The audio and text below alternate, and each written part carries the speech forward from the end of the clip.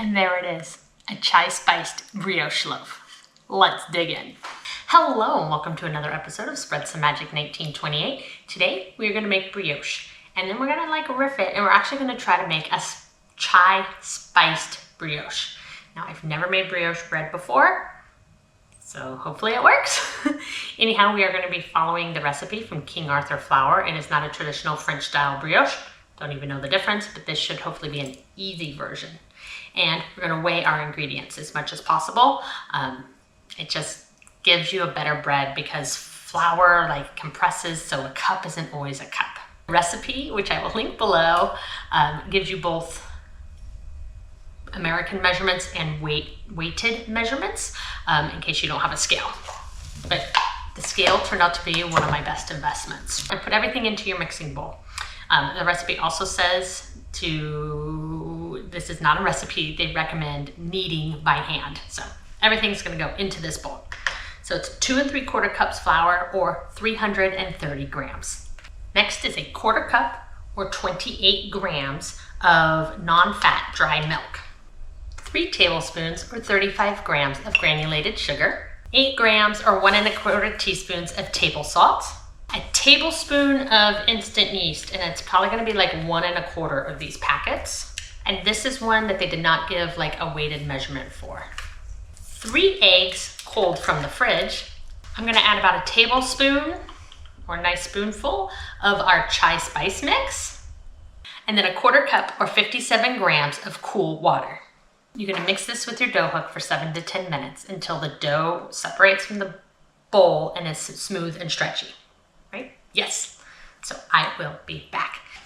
This is what my dough looks like right now. It kind of was still sticking to the bottom, but I've never made brioche before, so I don't know.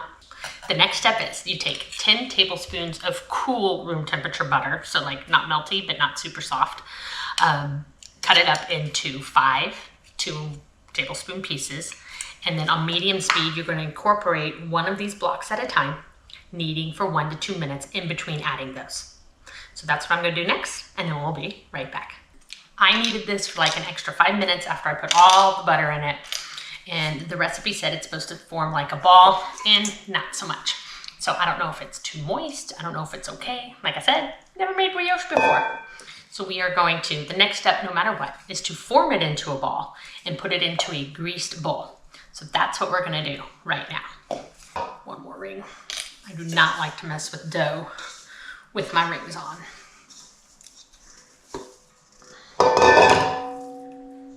Still kind of sticky. It's okay. It's actually not too bad. It's kind of like pizza dough. So then we're gonna plop it in here. We are going to cover it and let it sit at room temperature for an hour. And then it needs to cold ferment, which my favorite pizza dough, we do that way. So it can go in the fridge for anywhere from 3 to 24 hours. So I am going to put it in for 24 hours. And then what it does is the butter that's in that dough gets nice and hard. So then when it bakes up, it's even better. So I will see you tomorrow morning.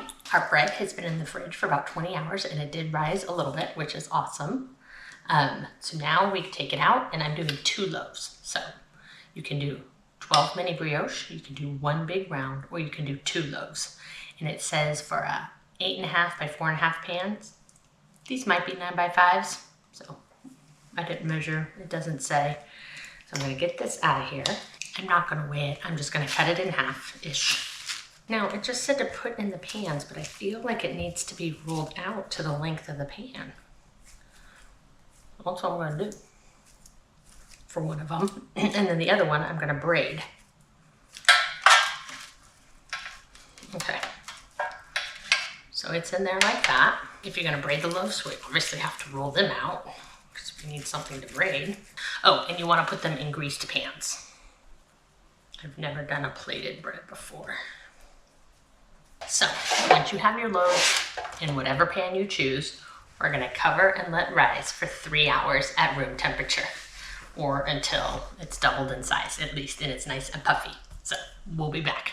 Okay, it has been several hours, and this one definitely looks like it rose a lot more. This one did, it expanded and it kind of went up, and they are puffy, so we're gonna roll with it. Like I said, it's my first time making brioche. These pans are larger, just like this bit, larger than what was called for. And then we added the chai spice, which is adding another element into this bread. This one actually looks really, really good. So I'm excited. I did tuck in more on this side, so this side's a little taller, but we're gonna bake them off and see what happens. So you wanna preheat your oven to 350. They're gonna go in for about 30 to 35 minutes in loaf pans. Now these are slightly larger, so I'm gonna do 25 to 30 minutes, and then you're gonna want to tint them halfway through so the bread doesn't get too brown or even burnt on top. So once my oven's ready, I'm gonna pop them in and I'll see you when they're done. Our bread is done. Let's take a look. She is pretty. Now you can brush this with egg whites before you bake to get a nice shine on it, and maybe even put some sugar, but we're gonna be using this in another recipe, so I didn't do that. Even this little guy turned out pretty good. So what is next is you leave them in the pan for 5 minutes. Then you're gonna turn them out onto a cooling rack. We're gonna let them cool for about 10 to 15 minutes, just like you do a steak, and then we'll cut it open and give it a try. And there it is, a chai spiced brioche loaf. Let's dig in. Still slightly warm to the touch, but it's been resting for about 15 minutes now. Oh my goodness. The crumb is pretty good in there. Cheers.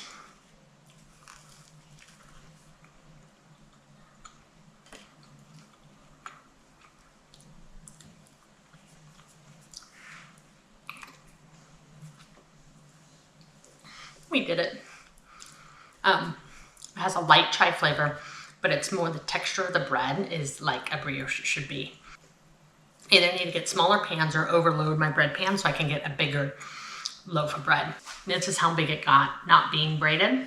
Granted, I didn't weigh them, but like even if half of this went into here, this would have been a nice massive loaf. But the texture is what you want for brioche. This is like